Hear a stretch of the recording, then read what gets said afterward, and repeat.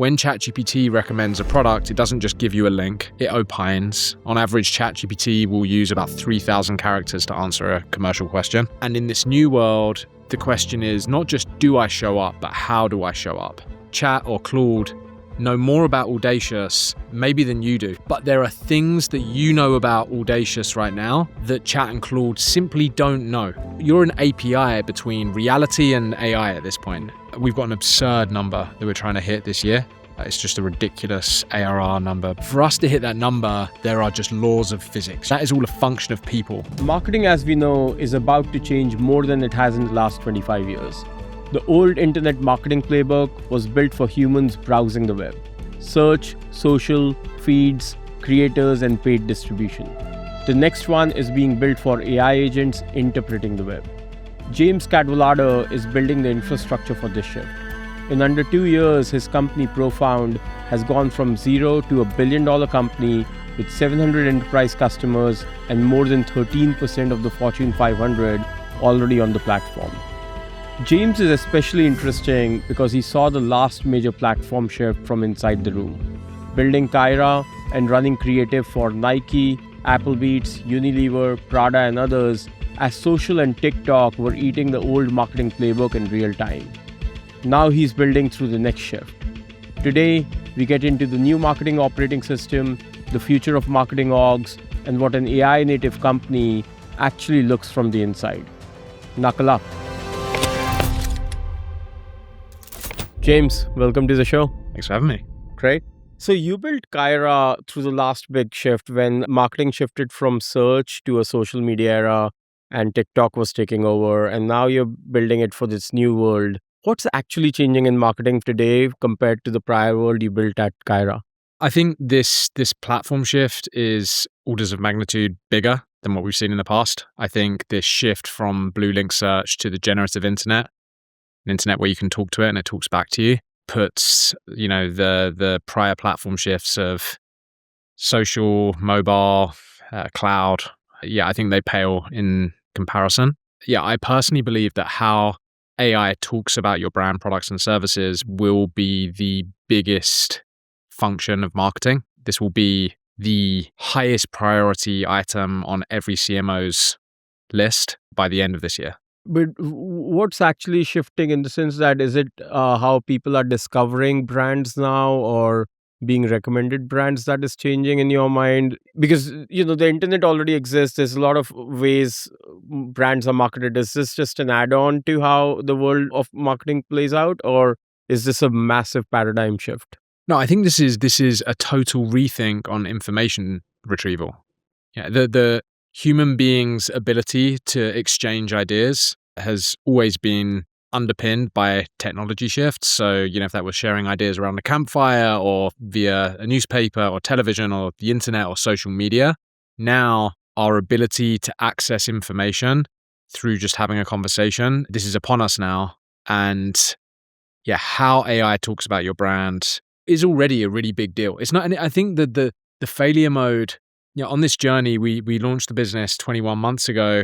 And the thing that's been most shocking to me is how much people in tech, in particular, seek heuristic when trying to understand the future. I think people want to use the pattern matching of search and SEO to understand this new world, but there's just new dimensions to this. When ChatGPT recommends a product, it doesn't just give you a link, it opines. On average, ChatGPT will use about 3,000 characters to answer a commercial question. It's like 11 tweets.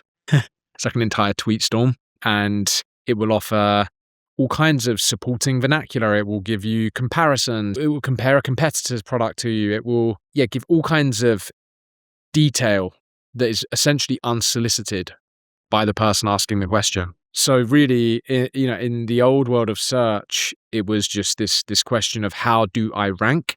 And in this new world, the question is not just do I show up, but how do I show up? And especially for software businesses, we work with some of the biggest software companies on the planet. And this is no longer a question of do I show up in the answer when someone's asking Claude to build something for them, does Claude recommend AWS or GCP? And then will it go, how does it use AWS? How does it troubleshoot AWS? Yeah. Claude is the user. It's more definitive because there's not 15 blue links. It's like one name, maybe a second name, and then the opinion that goes with it in a pretty definitive way or declarative way from ChatGPT. Yeah, and you see all kinds of misinformation being pulled through. As an example, Southwest Airlines. We're seeing tons of instances right now where if you tell ChatGPT that you're flying Southwest, it will append unsolicited advice of like, hey, Nicole, you might want to show up early because they have unassigned seating. But Southwest ditched unassigned seating in January of this year. So ChatGPT, one of the most trusted sources of information on the planet, is giving this like pretty detrimental advice to consumers right now, and that's on the Southwest marketing team to fix that today in 2026. Yeah. They have to build great marketing that is designed to be consumed by agents to fix the narrative and allow AI systems like ChatGPT to understand that, hey, Southwest no longer offers unassigned seating. So maybe let's take a little bit of a step back. At Kyra, you serve pretty large brands, Nike, Apple Beats, Prada. What did you learn about how these best-in-class brands think about brand marketing? At Kyra, that was really my opportunity to cut my teeth and understand what it is like to partner with and frankly sell to some of the biggest companies on the planet. I feel like, at Kyra, we never experienced the level of product market fit that frankly we're experiencing here at Profound. But what we did do very well is we understood the ICP of the marketer, and we, spent thousands of hours at the offices of some of the biggest marketing teams on the planet. The brands you just mentioned, we would go and do offsites and understand the psyche of marketers. And I think going into this business now with Profound, I think I maybe take it for granted, but I understand the marketer ICP pretty thoroughly. Did you have some learnings around how the most successful marketers play the game? I think the most successful marketers, it's almost like the Midwit curve meme, where it's like, you have the dumb person, then like the overthinker, and then it returns to, yeah. I think it's almost like, let's just try things. Then it's like, no, attribution, measurement, everything's a science, a math problem. And then you go back round to like the most sophisticated marketers have the confidence, they use their gut a lot and they have the confidence to just try things. Yeah, like you won't always know in advance if something is going to work or not. Marketing it's this fascinating category in business because, it's a top 3 line item for every company on the planet, right? Like if me and you started a sneaker store, the first thing we think about is marketing and distribution. You and I are doing marketing right now. This is marketing right now. That's right. That's right. Yeah. It's a top 3 line item for every business on the planet, pretty much. Yet so much of it doesn't work and is very difficult to attribute. It's still very mercurial as a category. And we're seeing a change in marketing, but really the interesting thing here is a change in the consumer. Because as a marketer now, you're not thinking about how you access John Smith, the consumer. You're thinking about how you access John Smith, the consumer's agent. So you build marketing for machines. And what does that mean? Machines are way more objective. They pay a lot less attention to the platitudes and the emotional vernacular that marketers have spent so long perfecting. Right now, AI systems like ChatGPT don't pay any attention to visuals. Visual marketing has been the thing for the last 20 or 30 years. So everything is changing right now. So in this new shift, every era of marketing has a unit of attention. So for instance, in the search world, PageRank was that unit that everybody optimized for. In social, maybe it was the impression. What is the unit around which AI or AEO is built around? Like what needs to be optimized as people use your platform? I think optimizing is a weird word. I think it all sounds, again, more mathematical. I think you are just building marketing that is designed for an agent to consume rather than a human. And the way that you do that is you think about how does an agent browse the internet right now? So if you ask ChatGPT, what's the best running sneaker for a marathon, it's going to send a bunch of crawlers to the web. And then if you think about it, how do these agents navigate information on the web? Firstly, they are extremely thorough. I used ChatGPT to research a shower head, and it visited 65 websites to find a shower head for me. A human would never do that. The second is they really pay attention to the atomic details. So they'll go into, let's use that shower head example just to continue. They'll look at the water pressure, they'll look at the weight, they'll look at the material that it was made out of, they will look at like slight pricing discrepancies, like in a way, in a kind of with an intent that a human would never be capable of. Then the third thing is they're looking in real time. So they pay a lot more attention to up-to-date information.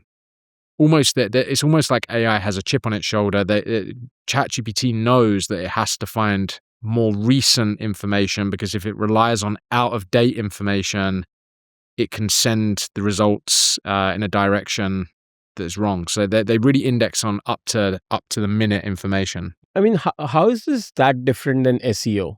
I think the philosophical difference between what we're talking about here with agent-led growth and SEO is in SEO, if you're an SEO marketer, fundamentally you are creating marketing that is designed to rank in the Google algorithm, but fundamentally be consumed by a human being.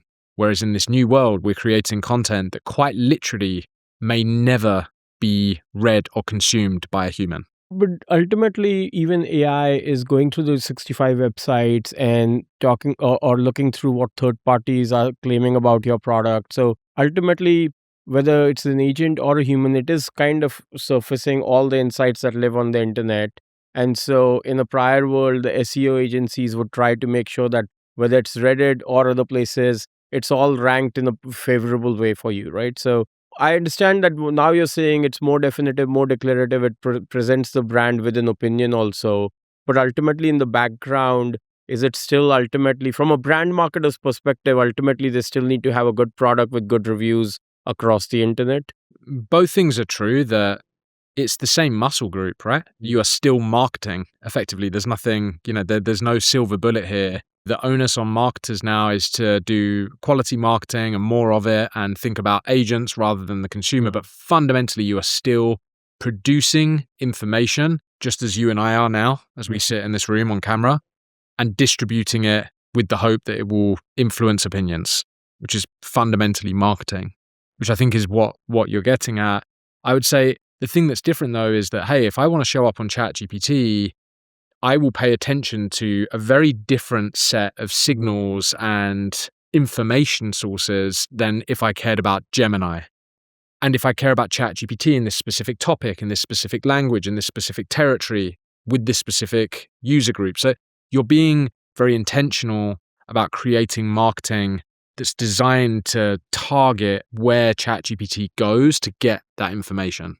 Let's then talk about how marketing orgs are changing with this shift. So let's say I'm the CMO of a Fortune 500 company. I know you guys serve a bunch of them. What are today my various marketing sub-functions in this new world, and where am I using AI across the board? Yeah, well, I would I'd give a precursor here, which is marketing technology has traditionally sucked. It's always been about doing the work around the work. Capital T, capital W. What is the work? The work is very human capital intensive. It is groups of people who would sit and go through a dashboard, look at some changes, scratch their heads, come up with an insight, then write a first draft, get their boss to look over it. Once it's approved, they would publish it or distribute it or post it on social media. They would then check the stats. They would look at how the stats are performing. If it's working, do more of it. If it's not working, do less of it. And what I pose to you today is, because of generative AI, a lot of those processes can now be done with agents. And really now, the marketer is becoming a conductor of agents. And if you want to analyze the data, you'll speak to Profound and you'll say, hey, can you go and check my citations over the last 7 days versus my next biggest competitor? And if you want to improve your presence on Reddit, you would build an agent. You'd say, I want you to go and monitor all of the Reddit threads that are influencing this topic that I care about and this language that I care about, extract all the core themes, and then use that to write a brief for my team so we can go and focus on Reddit. So I think it's this idea of a marketing engineer is what we've coined. And it's a new role within the marketing org, and it's really taking off because it's this idea of someone who is technical enough to navigate, orchestrate, and customize and deploy agents at scale, but also human enough to have that taste and judgment that's required to know where to focus the calories, where to focus the energy. And yeah, we've seen some pretty, we announced the idea of the marketing engineer maybe 3 or 4 weeks ago. We've seen hundreds of job posts crop up. Google just hired a marketing engineer.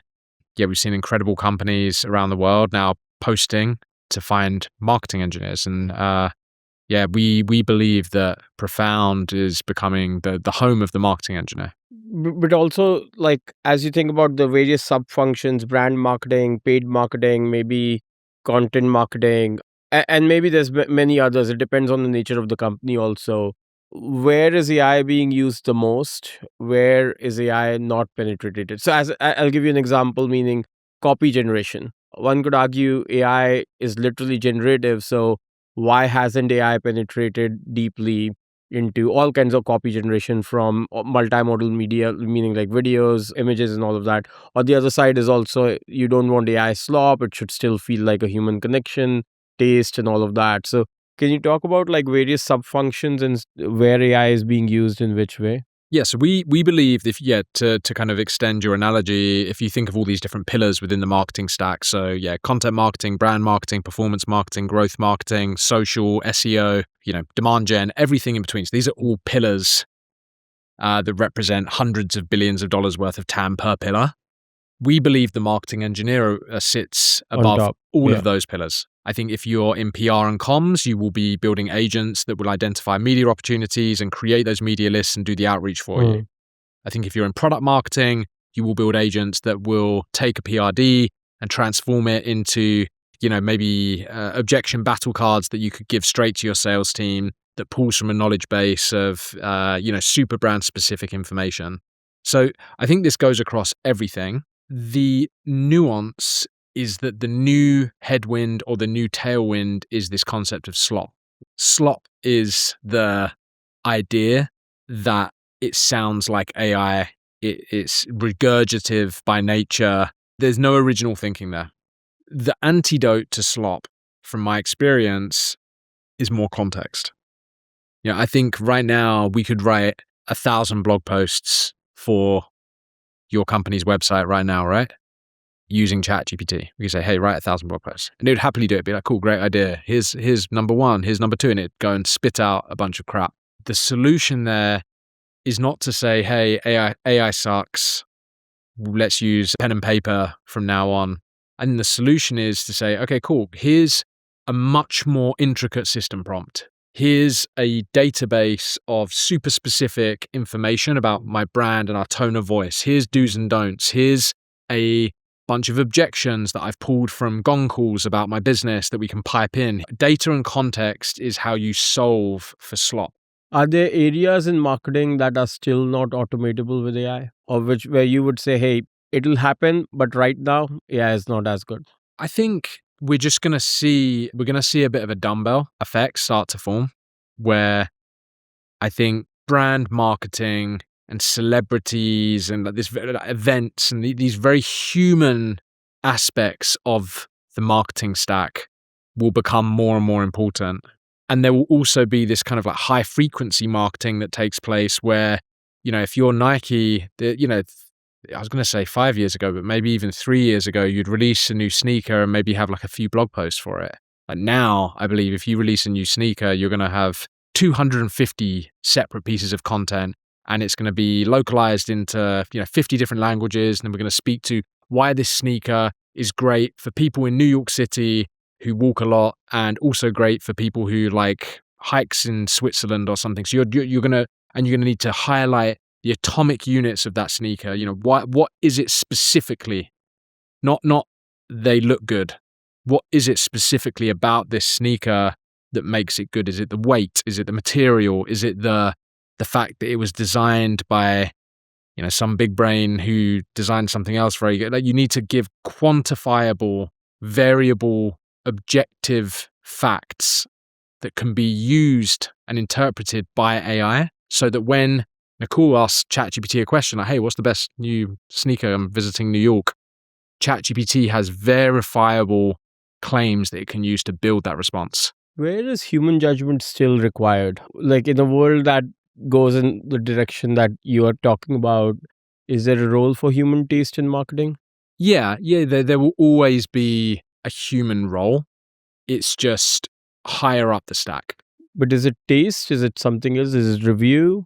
Yeah, taste, ideas, suggestions, steering. I don't see a future where marketing teams are hunched over a laptop writing that content and analyzing data and having to come up with an insight based on the data. That doesn't seem like something that will exist in 5 years. If the production cost of marketing copy generation goes to zero, what's the new bottleneck? Like you just talked about how there can be a lot of high frequency. Audacious could write 1,000 blog posts today about recruiting and all the other things that we do as a venture firm for our portfolio. So what's the new bottleneck in marketing any company?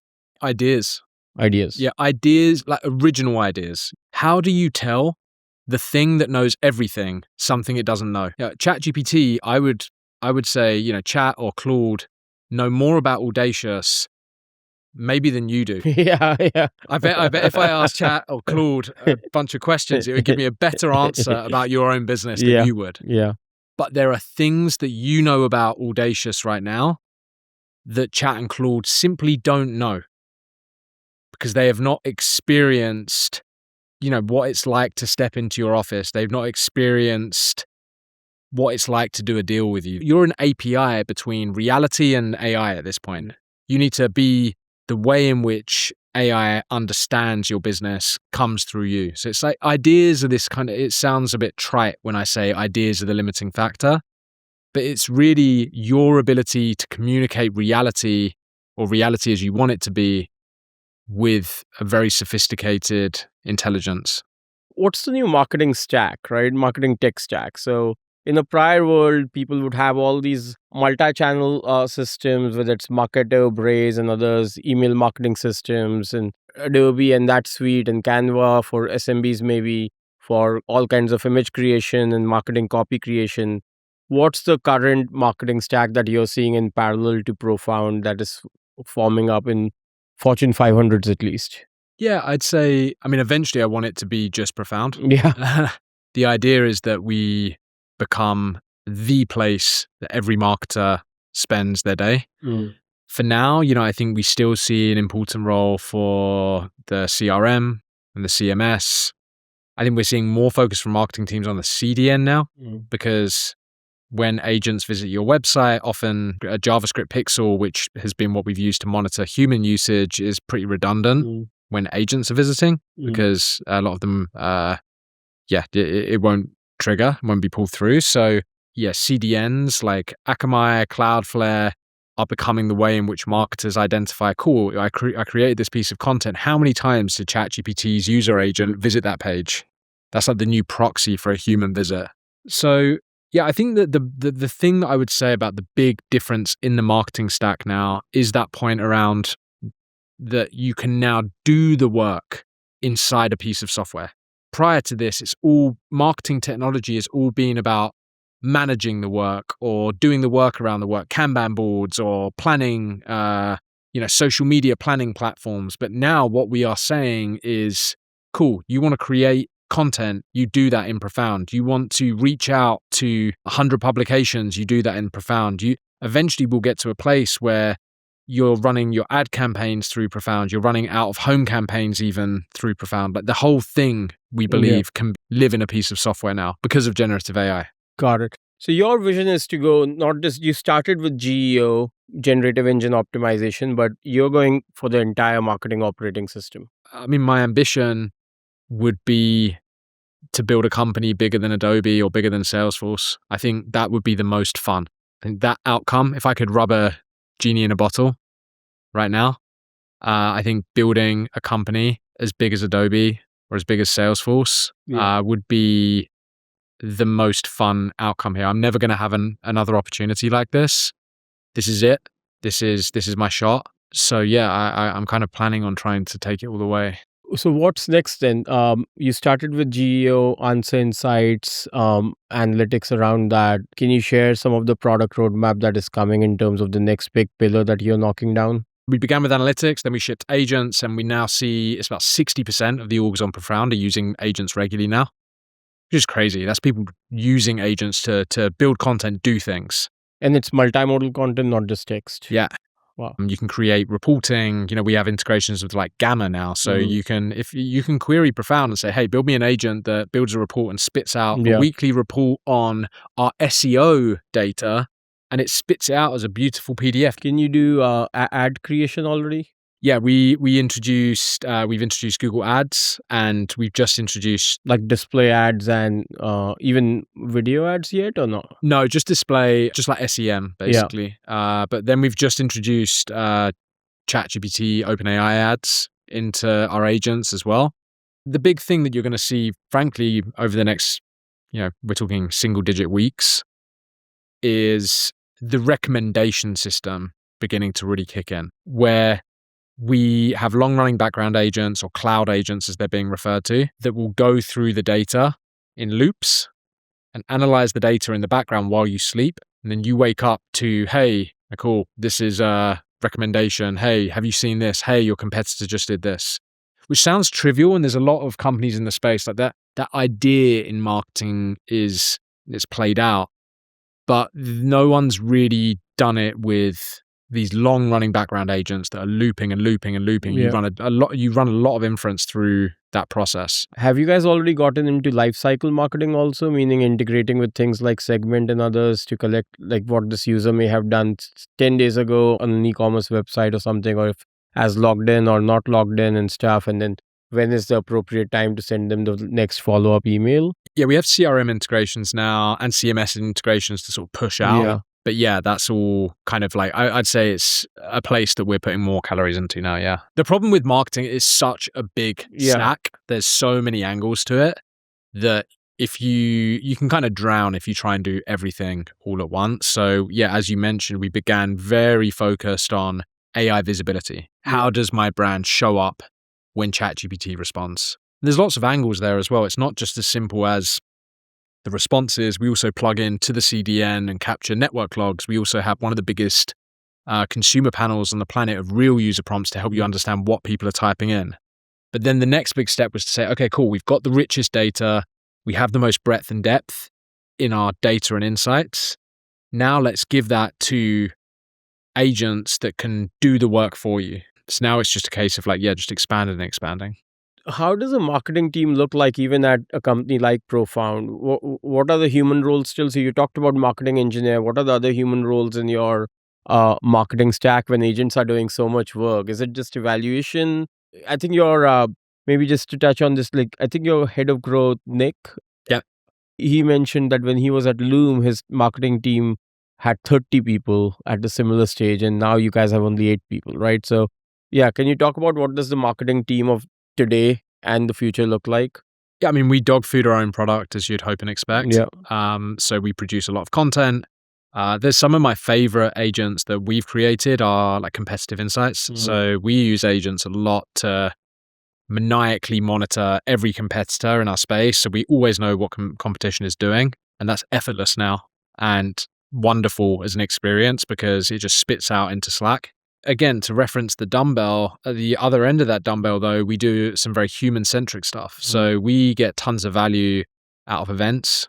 We have a big user conference that we've now done 3 times. We did the first one in New York last year. Then we took it to London, and it was the first one I think was a couple of hundred people. Then the second one was 450 people. Then we did our most recent one in SF that was 700 people, full house. We had OpenAI there. We had the folks from Figma and LinkedIn and Reddit. It was really big event, like arguably, I'd say maybe one of the biggest AI marketing events of the year. Yeah, we invest into that dumbbell basically. We do very human-centric stuff, and then we create lots of content that's aimed at agents. In your organization, what is the role of the marketing engineer? What is your marketing engineer doing today? it's a lot of what I said. So building and deploying agents that can help us create content, a lot of monitoring, all the stuff that humans have done, particularly in that kind of like growth, demand gen sort of domain, where, we don't spend much time now creating written content. It's very easy for us to do that. But what we do spend time doing is providing these agents with context. A lot of marketing dollars end up going towards agencies for all kinds of things, right? Ad agencies, other kinds of content marketing agencies.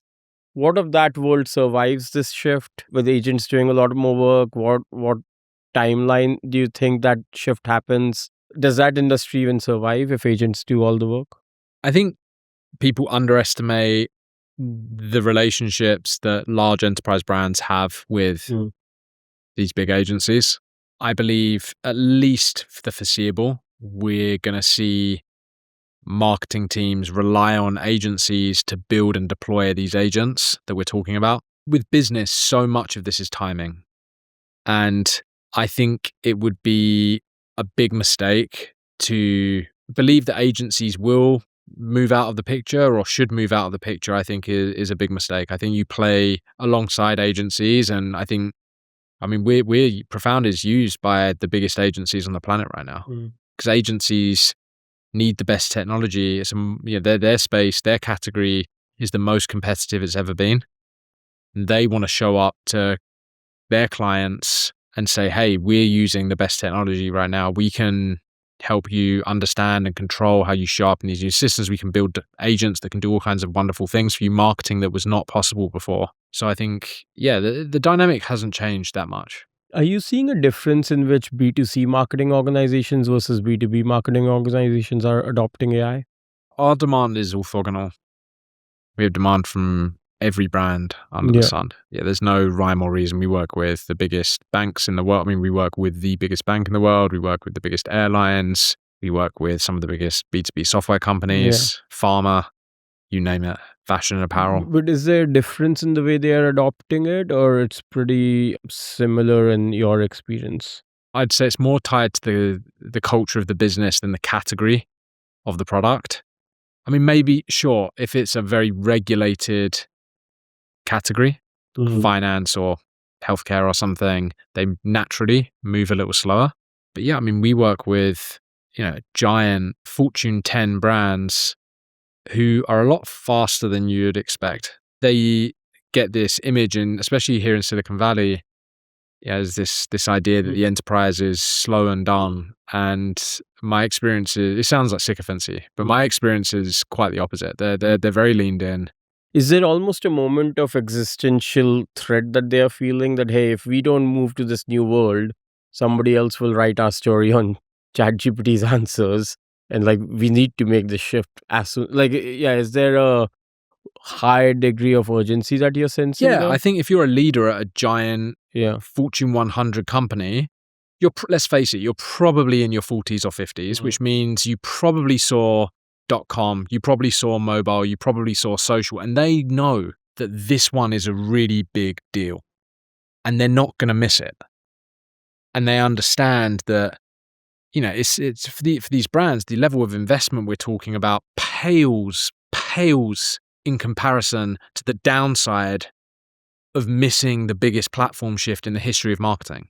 So actually, it kind of is a segue to my next question, was going to be more about Profound as a company. You guys have scaled absurdly fast, right? Under 2 years, these many customers, some of the biggest brands using you. You're a unicorn already within 18 months, I think, of starting. What did you get so right in this story? Was it a product market fit thing? Was it just better category creation, better sales execution? What did you get right? What explains the speed at which this is happening for you? Got very lucky, an amazing co-founder. I've worked with co-founders across various businesses in my career. I always start, my background is, it sounds kind of cringy, but serial entrepreneur. I've always started my own businesses. I've predominantly had co-founders, and there's a co-founder, what would you call that? Like a co-founder market fit or something, where we click very well with each other. Dylan is good at everything I'm not. I'm good at everything he's not, and it's perfectly complementary. And then you combine that where we have this sort of founder market fit with the problem space. I've worked with the marketer ICP my entire career. Dylan is one of the most ferocious, product minds that I've ever met. He's got this like velocity that is rare to see in engineering. Yeah, he moves too fast sometimes, but in our space, in this category, it's a very competitive, ferocious category. So I believe that we're the most ferocious founders in our category. And we've always been like that. When you're coming up with an idea, it is the most lonely, awful experience because it's like being in the deep blue. It's like being in the deep blue ocean. There's no island in sight. You're swimming. You're swimming around trying to figure out what you're trying to do. And even then, Dylan and I were working 6 days a week in office before we had an idea. It's like hardcore from day 0 or hardcore from day -1. And what that meant is we attracted a founding engineer, Charles, who's also very hardcore. And then we attracted the next person, and we built this culture from day 0 of people that I'd say that the common theme, particularly in the founding team of Profound, is like folks with a bit of a chip on their shoulder. I'm not a GSB guy. I didn't go to university. Dylan's not some MIT, research brain. So I think we've got something to prove. It creates this fire in us that just mean that we push super hard all the time. And that exists in our culture today. We've attracted brilliant people like that. Yeah, Profound's a nice place to work because if you're ambitious and you're smart and you're good at what you do, you want to be around people that really want it, Where does that translate most? Is it from the speed at which the demand has shown up? Did it translate more to iteration on the product? Did you always start with this current idea, or it was more like you had such a great culture of iteration and speed that you always knew you were going to iterate to where product market fit would end up happening? No, I didn't know. I didn't always know anything. Definitely not. We've been extremely lucky finding this moment in time and finding this market. But was it iterative, or you knew what you were building at least? No, we would sit in front. I would drag Dylan into South Park Commons, which is where there's an accelerator where we were working out of. So it's like basically an empty loft studio in New York City. I'd drag him in on a Saturday and he's got that engineering gene where all he wants to do is like pull his laptop out and write code. And I'd say like no laptops. And we would sit painstakingly in front of a whiteboard with post-it notes and post-it note. And all we were thinking about was tailwinds. And, we'd go off and research the craziest ideas. We were exploring like lithium mining for ages because Dylan had this fascination with maps. He still does. So we were exploring that. And as we were exploring these ideas, the penny started to drop around, well, hang on, as we are researching these ideas, I've stopped using Google search. I'm using Perplexity all the time. But this is different to how I'm using ChatGPT. Why? Why am I using Perplexity and not ChatGPT? It's because Perplexity is not using the large language model to generate the response. It's using the large language model to synthesize from the web. So we just went all in on that. And yet it is one of these things where our space is obvious today. When you tell people, they're like, yeah, that makes so much sense. It felt like that at the beginning of 2024 as well, but it was just very strange because people weren't talking about it. Did you feel like you had that early moment where you suddenly had a light bulb moment that, okay, we've been iterating on ideas. This is the idea we've been iterating on last month or so, or last 6 months. And this is bigger than everything else. This is the moment. Was there a light bulb moment? Or you grew into it? You grew into the current company or not? I mean, there were people that told us the idea sucked. I remember this one guy whose name I can't name, but Dylan, my co-founder, will laugh because we've had a private joke about this guy. He was just the most negative dude at SPC. And yeah, of course, when we had the idea, he came over and he had like 100 reasons why this wouldn't work. It's really hard in the early days. Ideas are fragile. I think it's Johnny Ive that's got a very good saying about, ideas are like babies. When they're just born, they're very fragile and you have to be very careful and nurturing with an idea. And if you drop it, it just breaks.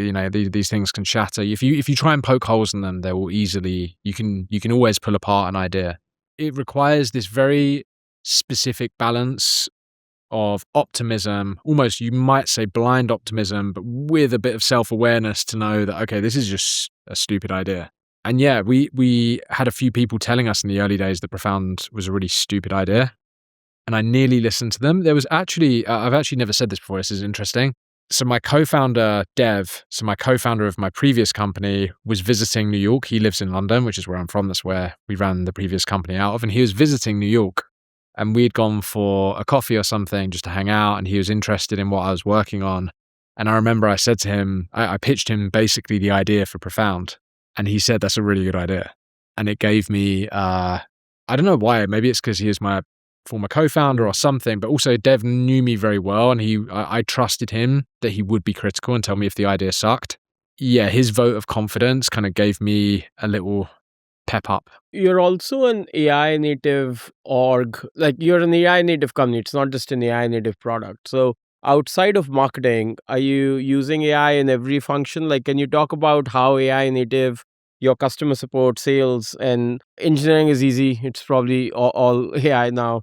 But yeah, can you talk about how you guys are using AI across the organization? Engineering is interesting, honestly, as well, because 6 months ago, we were almost exclusively a cursor shop.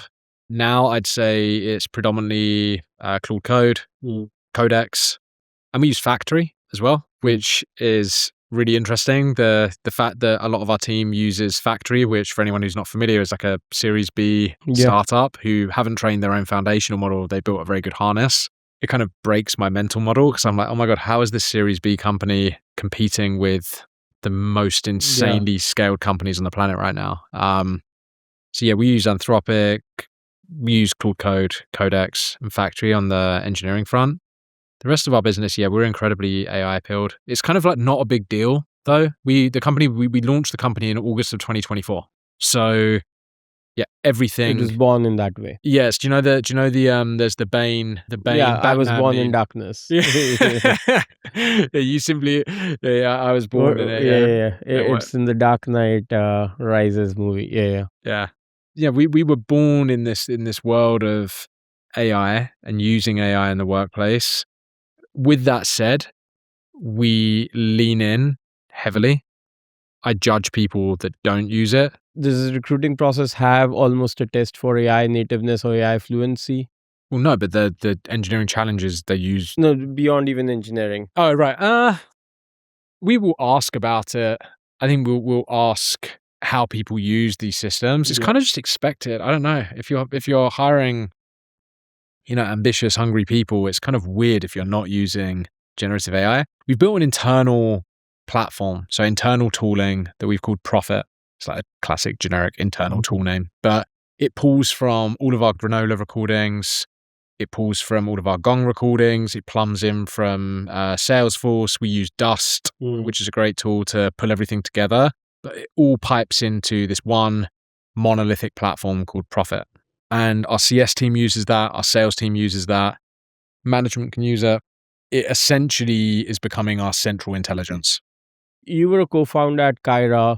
How is your life as an exec different today using AI than when you were running Kyra? You just get more shit done. I take a customer call. I get back to my laptop. I ask Claude to draft the follow-up, and it pulls from a knowledge base that I've created. It pulls from the granola transcript from that call. 6 months ago, I would spend maybe 5 minutes editing that email. Now it's like 5 seconds. I'd say 7 times out of 10, I don't even need to edit the follow-up. I literally say draft the follow-up to John Smith, who I just had a phone call with. And I go into my Google Drafts and the email is there and it's perfect. I click send. Yeah. And in my last company, I shit you not. For if you're meeting a big enterprise customer, you might spend an hour on that follow-up. And now it's 5 seconds. If I want to know what's going on in the business, I can query Profit. If I want to, write a memo, I can, all of this stuff is just, it's an order of magnitude more time. Has your sales team also started adopting it pretty aggressively in the way they follow up or even do pipeline generation and stuff? Like, do you guys use AI SDR kind of stuff? It's weird. I think the companies, and it's funny because via Sequoia, we work closely with Brian Halligan, who's the founder of HubSpot. Yeah, of course. Yeah. And Brian's like become this like bastion of founders especially on the East Coast, but all over, like all the, the hot AI startup founders all love Brian. He's their kind of founder mentor at this point. And he's got this very interesting take, which is the younger, more upcoming hot AI startups are a little more skeptical. In the same way that we will judge you if you don't use AI, if you come in and it's just AI slop, you get lots of judgment here. Yeah, we did our like sort of quarterly planning. So we're just with the leadership team last week, and the prerequisite was no AI slop. Yeah, so how do you maintain quality? It's just the manager in each department is responsible for, hey, I'm not going to tolerate AI slop. Is that how quality gets controlled? Yeah, kind of. And you call people out. Yeah. I will call people out if someone sends me something that's clearly, it's not about not using AI, but the type of slop that I'm talking about, where it's just this like, it's rambling, unstructured nonsense. Yeah, I'll call someone out. I'll be like, hey, don't send this slop. It's not useful. It's an interesting thing because it kind of also begs the question of what does great human work look like going forward? Because in the prior world, we all had our definition of that, which could have been thoughtfulness in those responses and emails, follow-up times, and urgency and other things. Maybe do you have a better answer for what does a great human marketer look like going forward? I think a great human marketer is always going to need to take risks and have original ideas. Our ability to generate original thinking that really is sort of a function of our human experience of planet Earth, it will still continue to be very important. There's a smell in this building that I like. I don't know if it's it's like a woody smell, right? It might be, yeah. Because there's all this timber everywhere. It's got a nice smell in this room. And if I were to go and create a piece of content now, I'd say, hey, I had a great interview with Nicole. It was really, it was really thoughtful. And, the smell, it's this nice like woody smell in the building that I appreciated. ChatGPT would never know that. So it's our ability to take insights from our human experience and transmit them to the world through the internet or through AI. Let's talk about the culture at an AI native company like Profound. You've touched on some aspects, but maybe what are the cultural pillars of Profound as a workplace? I've said a few times that our culture is the best product we've built. It's the product that I'm most proud of. I think culture at the extremes is very easy. I can do the rah 996, let's all go kill ourselves thing. I'm very capable of doing that. And it sounds like bravado, but with the caveat of like, if you're not Elon, most people end up imploding their company that way. On the other end of the spectrum, there's the warm, fuzzy, we're all a happy family, work-life balance thing. And that's very easy as well. So the extremes are easy. It's easy to be at this end of the spectrum, and it's easy to be at that end of the spectrum. The difficult thing about building culture is to capture nuance.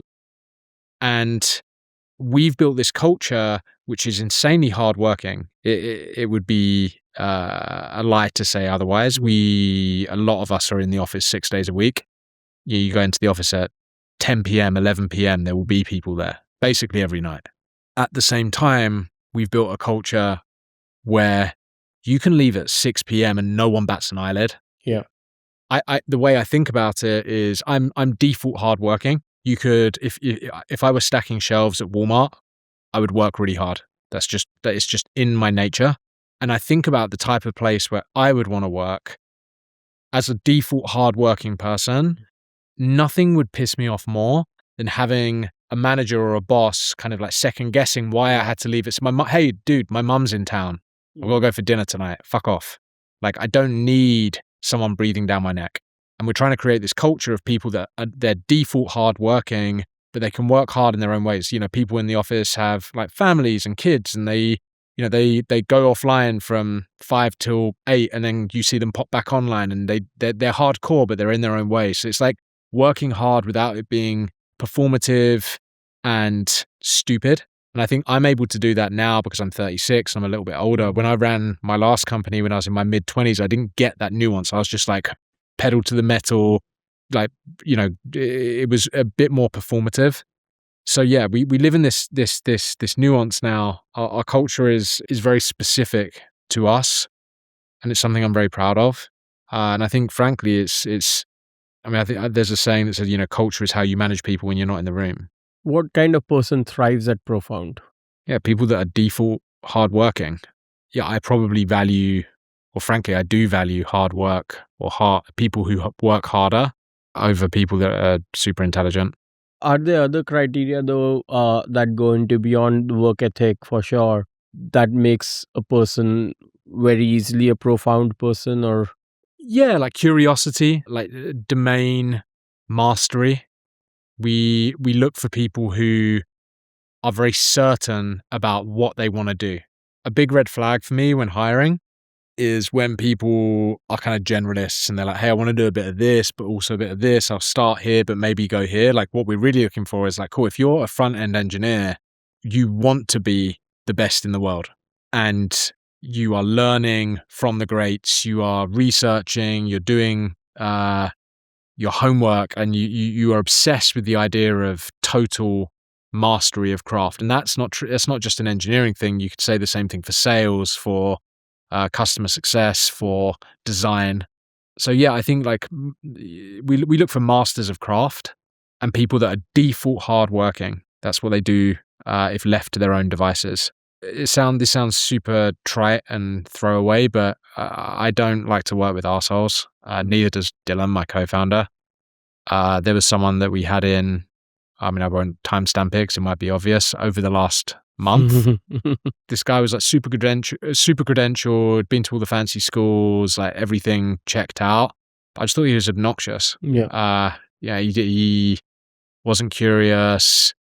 There's a certain energy that we try to, we want people that are kind of humble.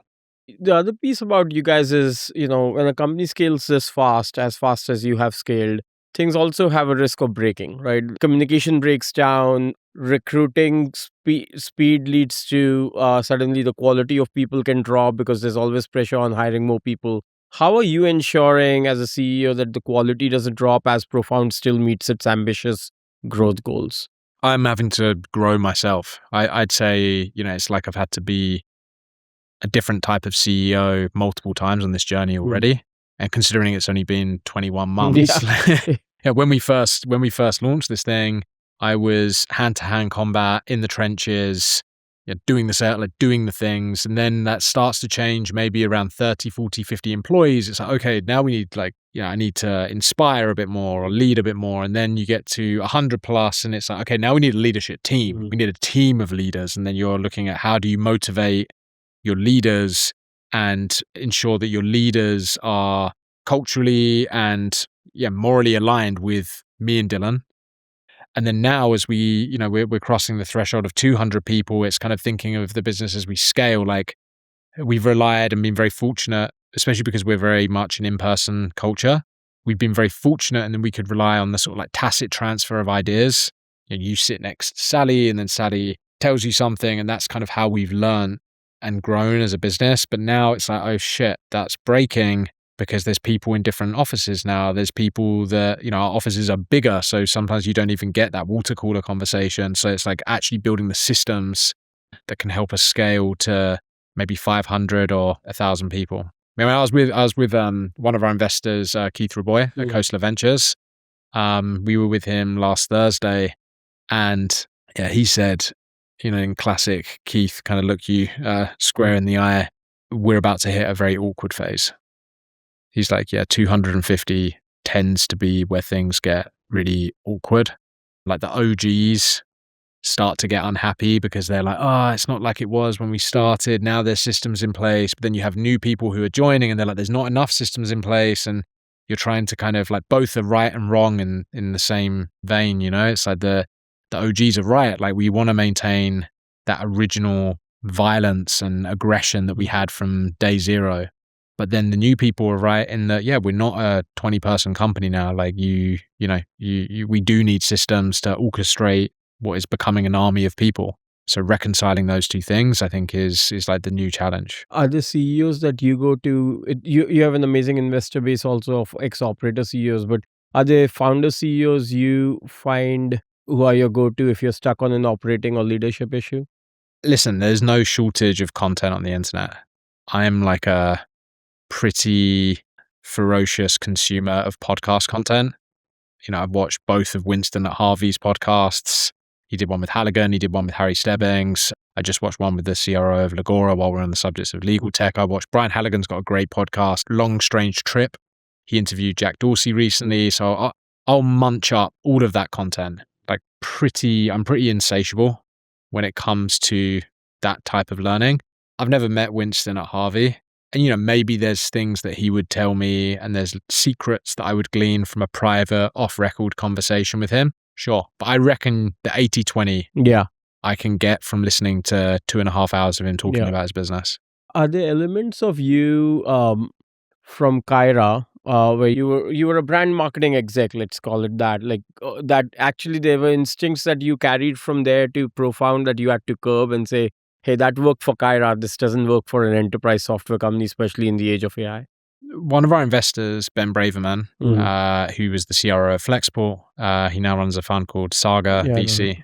Yeah, he told me a story about Flexport with him and Ryan.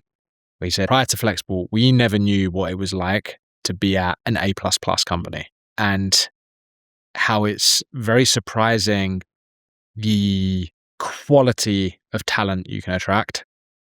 And I think being in this moment with Profound, where we're, as you said, it's gone so fast. We've gone to unicorn status in 18 months. We're backed by Sequoia and Kleiner and Lightspeed, and everything, the numbers, the revenue numbers, which I won't share, have all gone like vertical. Yeah. Everything's crazy. And that has required a recalibration from me on understanding the caliber of people you can attract and pull into a business like this. And it was very interesting having that conversation with Ben, because he said they had exactly the same thing at Flexport, where there's this awakening where you're like, oh shit, we can attract quite literally the best in the world. There's people who work at Profound now. I mean, like Mark Ebert, who's our SVP of revenue, is a known quantity, one of the best sales leaders on the market right now. He ran revenue at a company called 6 Sense, and he did a very good job, built a reputation for himself. And people follow Mark. And it was a bit of an eye-opening experience for me, being able to, build this company, which to me is, still just a baby, and have people like Mark, who's arguably Mark's most precious asset is his career, right? That's like, he's spent so much time and energy building his career. To have Mark come and take a bet on his career with Profound is like it required like a big recalibration for me. So from the outside, it does look like Profound is a straight up into the right journey. But, you and I also know almost every company has 1,000 fires it's, has had to douse. Have there been tough weeks, tough days at Profound? Listen, we've been very lucky. And I say this to the team unfiltered. I'm like, hey, I will stand. We do a weekly all hands every Monday. It used to be at 9 a.m. Eastern, but it's now at midday Eastern because we need people on the West Coast to wake up and get into the office. But I have said on a few occasions, looking around the room to a team of like 200 people now, and saying that, hey, I'm very curious to see who in this room sticks it out when things actually get hard. Because right now we're playing the game on easy mode. At some point we will face adversity that we probably can't even fathom right now. And you have these tests. And in this weird, fucked up, masochistic kind of way, I'm actually excited for those tests to see what kind of CEO I can be. Be the man you want to be. And we're going to go, it's inevitable. I know that's going to come for us. And I'm trying to kind of harden the team now and help them understand, like, hey, this is like, this is the easy days. This is when we have the tailwind of all tailwinds blowing in our direction. And we built this category defining brand that everyone's excited about and interested in. And we're the hot girl at the dance right now. And that might not last forever. And it's then at that point, it comes down to like our discipline and our strategy and how we carry ourselves through adversity. But to answer your question, yeah, I mean, it's all hard. Like, there's sometimes like weeks on end where I literally don't see my fiance, my wife now. I just got married. Congratulations. Thank you. The inside joke with her is that some weeks I will go an entire week and only see my wife in her pajamas because she's in her pajamas in the morning when I leave the house. And then by the time I get home, she's back in her pajamas and we both had a full day. And I'll quite literally go an entire week and I've only ever seen her in her pajamas. And like sometimes it'll be a Sunday and I see her in like jeans and a outfit. I'm like, wow, you look great. I haven't seen you look like this. And she's like, yes, because you're never here. So it's like super taxing on some fronts. I'm spending like way too much time on airplanes right now. Things go wrong all the time. Our platform went down today because I won't say who. You can bleep this out. Went down today, which is one of our upstream providers, and it fucked up everything. And the whole platform tanked for like an hour and a half. And we've got some of our biggest customers messaging us. What do we do? It's down. It's on that. Like we haven't built the redundancies in, but like, you tend not to at this stage of company. What are you most paranoid about right now? I'll give you what I'm not paranoid about, and then what you might think I should be paranoid about. Everyone's like slightly jittery about Anthropic and Claude and like software going to zero. I personally, as we've spoken about, I've worked with the enterprise my entire career. I don't think every company on the planet is all going to use one piece of software called Claude. I just don't think that's the way things are going to shake out. I don't think it's wise for enterprises to anchor themselves to one lab and say, hey, we are insert biggest bank in the world. We are now tied to Anthropic. We are an Anthropic shop because, we've seen how fast this space evolves. In 3 months, it will be OpenAI is now the best intelligence. So you need interoperability with the intelligence if you're an enterprise brand. There's this necessary optionality that enterprises will need. And I also think at the application layer, and obviously this is a very biased take, but I think legal teams will have Harvey or Legora. I think marketing teams will have Profound. I think finance teams will have Rogo. I think we're going to see application layer winners across the stack, and that will be powered by the intelligence. And do I think that, a giant enterprise brand is going to vibe code everything with Claude and do everything in-house? I personally don't see it, but maybe I'm wrong. But there's something about future competition or anything that makes you feel this is what you're watching next? The thing that I'm most paranoid about, but it's a boring answer, it's not like, it's not new or AI related, is just, hey, we had 100 people in January. We're now at like 210 and it's May. Like when you add that many new people so fast, the culture gets diluted. I was just in our San Francisco office and most of the people there haven't been there for longer than 6 weeks.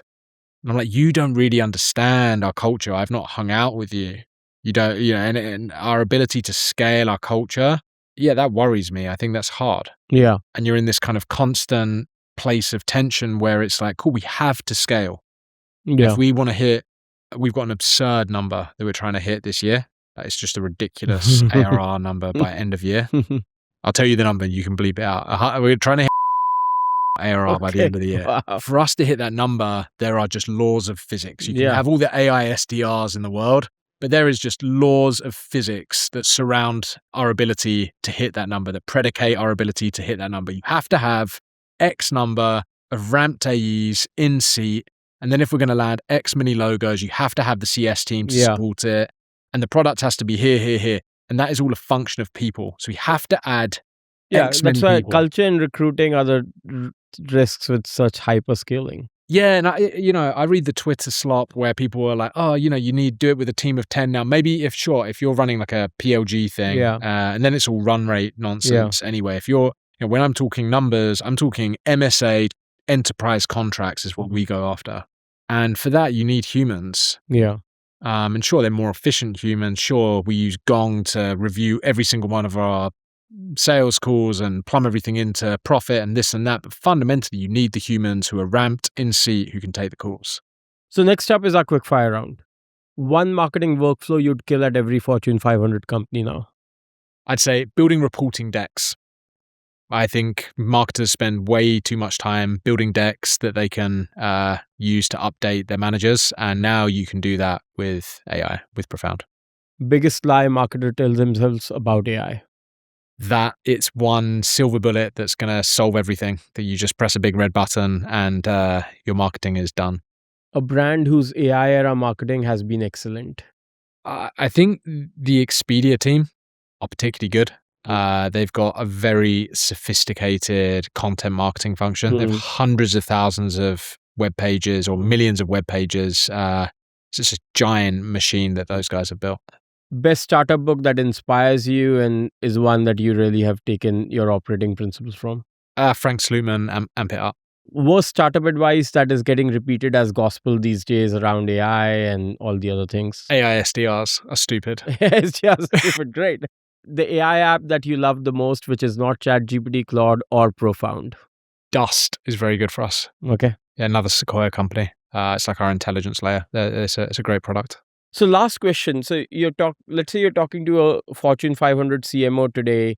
They know they need to change everything about how they run their marketing function. You sit down with them for an hour.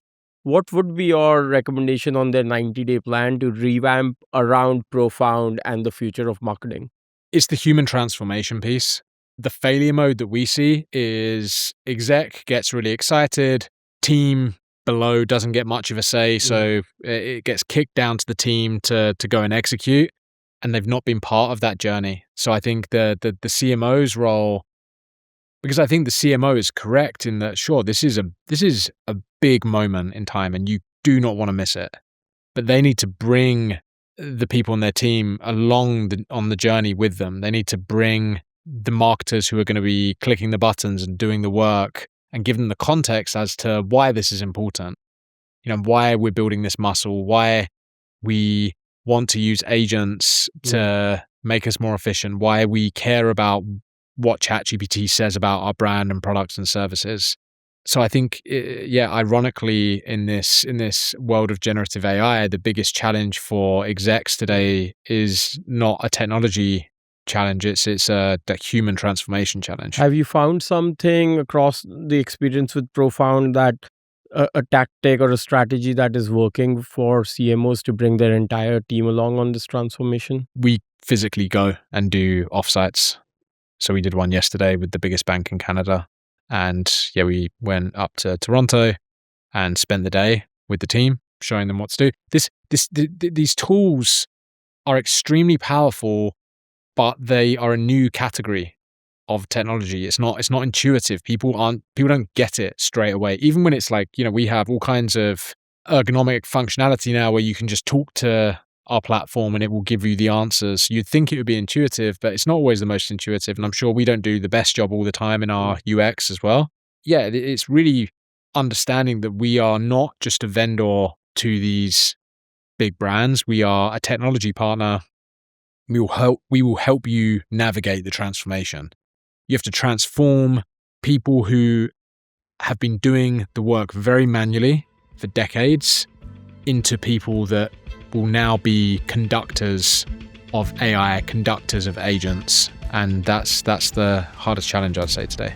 Awesome. Well, James, this was amazing. Thanks for having me. Coming on. Appreciate it.